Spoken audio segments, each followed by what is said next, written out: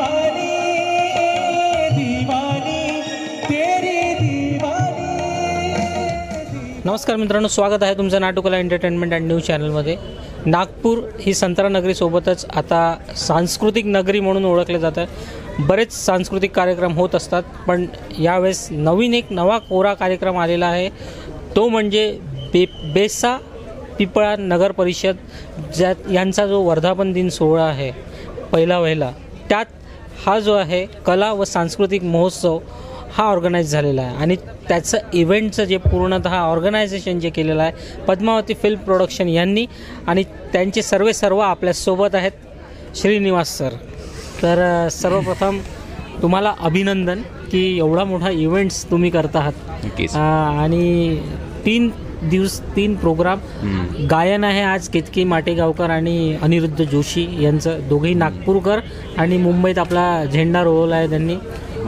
तर आणि मग नंतर हास्य जत्रेतील कलावंत येतील, तेही पण इथे धमाल करतील। आणि सोबत नागपुरातील कलावंत आणि मुंबईचे कलावंत मिळून एक मोठं महानाट्य जे तुमच्याच प्रोडक्शनखाली निर्मित होत आहे तेही। तर काय सांगाल या इव्हेंटबद्दल?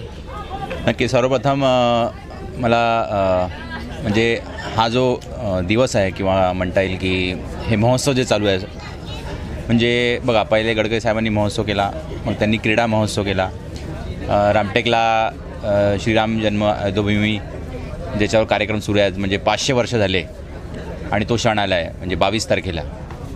आणि पूर्ण म्हणजे भारतभर कार्यक्रम सुरू आहे मंदिरामध्ये।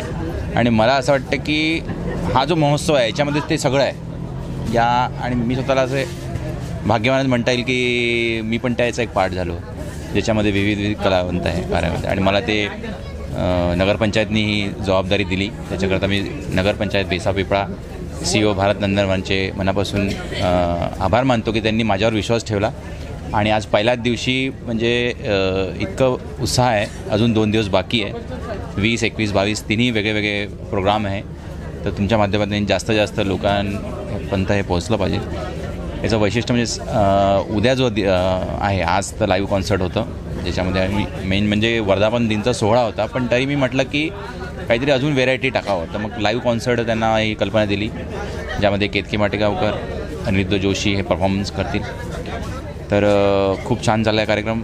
उद्याचा पण जो आहे तो आहे हळदी कुंकूचं, तुम्ही ऐकलं असेल की संक्रांतीचा महोत्सव आहे आणि संक्रांतीच्या या ओकेजनवर आपण हळदी कुंकू घेतलं आहे, आणि ते पण उद्या सेलिब्रिटी बोलवलं आहे, ती म्हणजे दीपा परब आणि बाई पण भारी देवा या फेमवर, आणि त्या महाराष्ट्रीयन थीमवर असं एक फ्युजन आपण फॅशन शो केलेला आहे। तर तो पण एक युनिक कार्यक्रम आहे। म्हणजे याच्यामध्ये कसं आहे की लाईव्ह कॉन्सर्ट, म्युझिक आहे, फॅशन शो आहे, ड्रामा आहे, सकाळचा पण कार्यक्रम ठेवलेला आहे, हॅपी स्ट्रीट म्हणता येईल। असं प्रत्येक वेळेस काय 1 दिवस कार्यक्रम संपतो, पण हा महोत्सव सुरू आहे सगळीकडे। आणि पुन्हा एकदा धन्यवाद देतो आहे मी माननीय ज्याच्या कार्यक्रमाचे प्रमुख अतिथी होते, उद्घाटक होते, ते म्हणजे चंद्रशेखरजी बावनकुळे सर, टेकचंदजी सावरकर सर, आणि मेन ज्यांनी माझ्यावर विश्वास केला ते बेसा नगरपंचायतचे प्रशासक भारत नंदनवन यांचं मनापासून मी धन्यवाद देतो। खूप धन्यवाद आणि खूप शुभेच्छा तुम्हाला। आज थोडा पावसाने व्यत्यय आणला, पण कार्यक्रम शो मस्ट गो ऑन, आणि देवानी साथ दिलीच। शेवटी छान झालेला कार्यक्रम आणि पुढच्याही वाटचाल। आणि लवकरच आपण पुन्हा एक महोत्सव घेऊन येतो आहे।